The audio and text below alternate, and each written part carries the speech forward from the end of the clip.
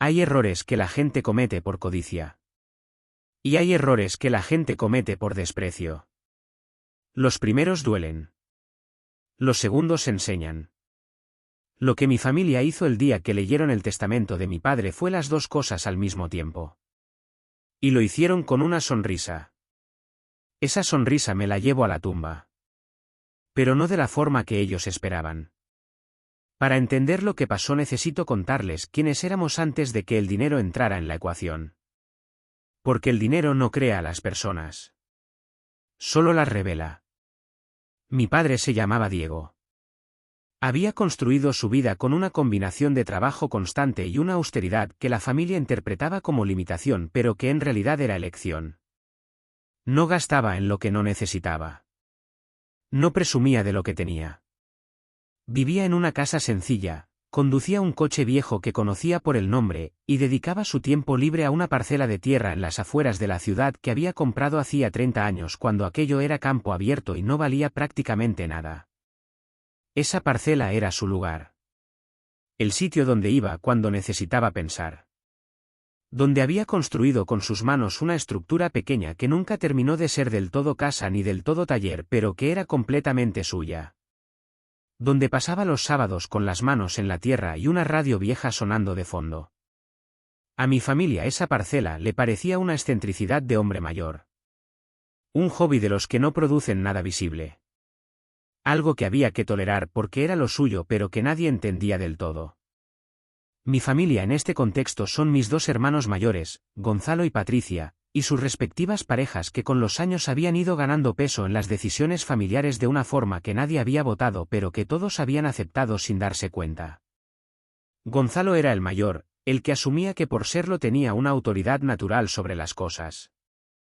Patricia era la más calculadora, de las que no dicen lo que piensan hasta que tienen claro cómo les conviene decirlo. Yo era el menor.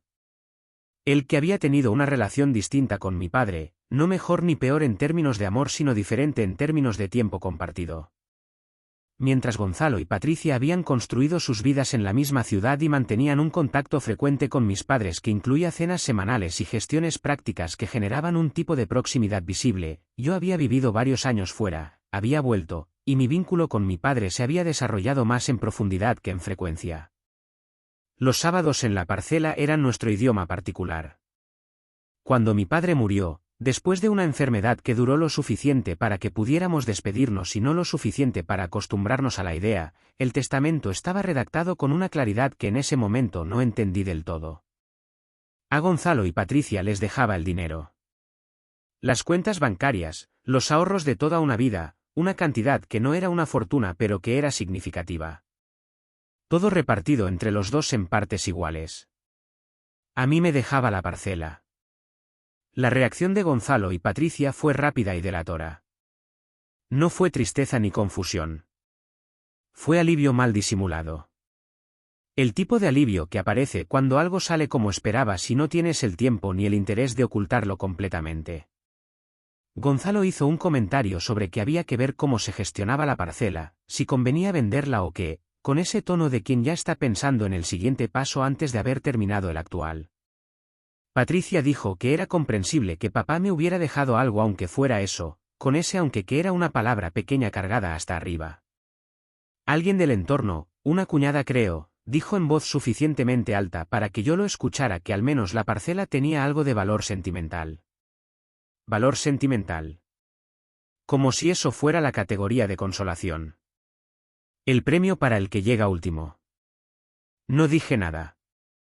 Recogí las llaves que el notario me entregó, le agradecí su tiempo, y salí a la calle. Esa tarde fui a la parcela. Entré por la puerta metálica que mi padre había instalado él mismo y que chirriaba de una forma específica que ahora me parece que era su forma de anunciar que alguien llegaba. Me senté en el banco de madera que había construido junto a la estructura pequeña y me quedé mirando el terreno durante un rato largo sin hacer nada en particular. Pensé en él. En los sábados. En la radio. En las conversaciones que teníamos aquí sobre cosas que no hablábamos en ningún otro lugar. Y entonces, porque no había nada más que hacer en ese momento, empecé a mirar. No con la mirada de quien está de visita, sino con la mirada de quien ahora es responsable de algo. Los ojos se te afinan cuando algo te pertenece. Empiezas a ver detalles que antes pasaban desapercibidos porque no eran tu problema. Lo primero que noté fue que la parcela era más grande de lo que recordaba. No en el sentido de que hubiera crecido, sino en el sentido de que yo siempre la había visto como el espacio donde estaba la estructura de mi padre y no había prestado atención a los límites reales. Cuando empecé a caminar hacia los bordes me di cuenta de que el terreno llegaba bastante más lejos de lo que yo había calculado mentalmente. Lo segundo que noté fue una zona en el extremo sur que mi padre nunca había usado para nada visible.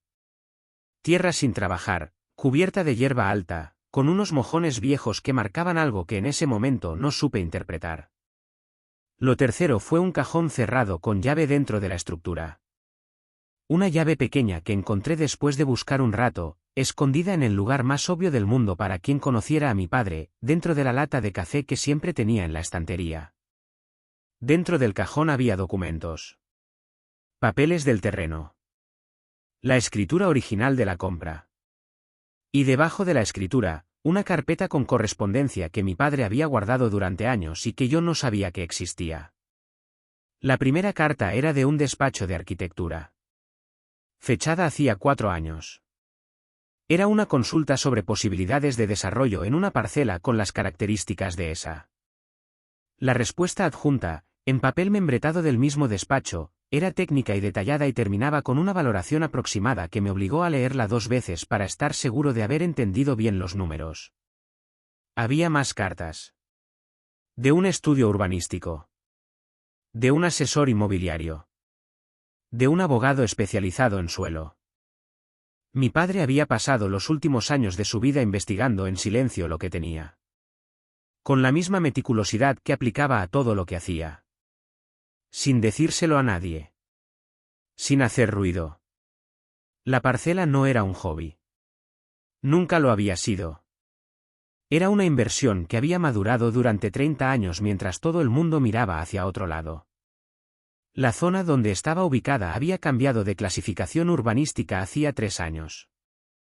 Lo que cuando mi padre la compró era suelo no urbanizable había pasado a tener un potencial de desarrollo que multiplicaba su valor por una cantidad que cuando finalmente hablé con un asesor y me lo confirmó con números actualizados me hizo necesitar sentarme.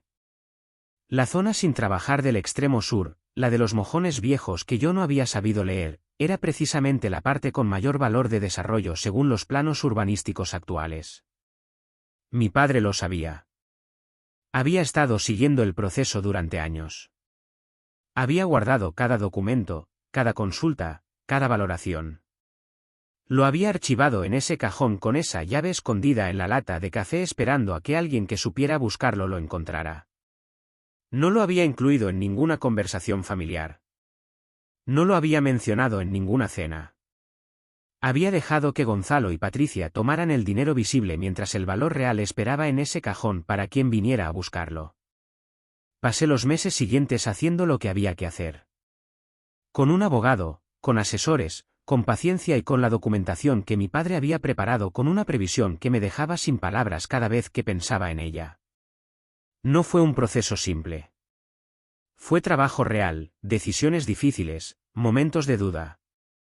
Pero la base era sólida porque mi padre se había encargado de que lo fuera.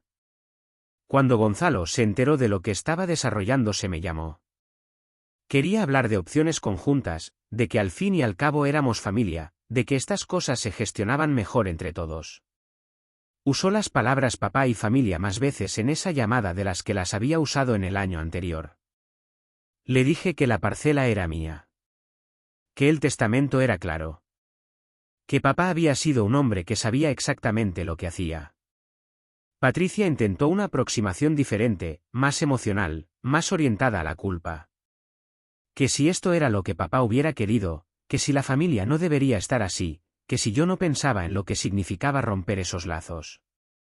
Le pregunté si había pensado en eso el día del testamento cuando dijo aunque fuera eso. No hubo respuesta. Lo que pasó después con la parcela no es algo que pueda resumir en pocas frases porque todavía está pasando. Es un proceso largo de desarrollo que tiene sus propios tiempos y que no ha terminado. Lo que sí puedo decir es que lo que mi familia consideró el premio de consolación, el valor sentimental para el menor que llegó último, resultó ser la pieza que mi padre había estado construyendo durante 30 años en silencio. Hay una cosa que entendí de todo esto que no tiene que ver con el dinero, aunque el dinero sea parte de la historia. Mi padre no me dejó la parcela porque no supiera que valía. Me la dejó porque sabía que yo era el único que iría a buscar lo que había dentro del cajón. El único que conocía la lata de café. El único que había estado suficientes sábados en ese lugar para saber que había algo más debajo de la superficie. No me dejó una propiedad. Me dejó una conversación que habíamos estado teniendo durante años sin que yo supiera qué era eso. Los sábados en la parcela no eran un hobby. Eran una clase. Y yo había estado asistiendo sin saberlo desde que tenía edad para seguir a mi padre por un terreno con las manos en los bolsillos preguntando por qué la tierra de esa zona tenía un color distinto al del resto. Gonzalo y Patricia tomaron el dinero visible. Era lo que querían. Era lo que sabían ver. Mi padre me dejó lo que sabía que yo sabría encontrar. Eso es todo. Gracias por escucharme.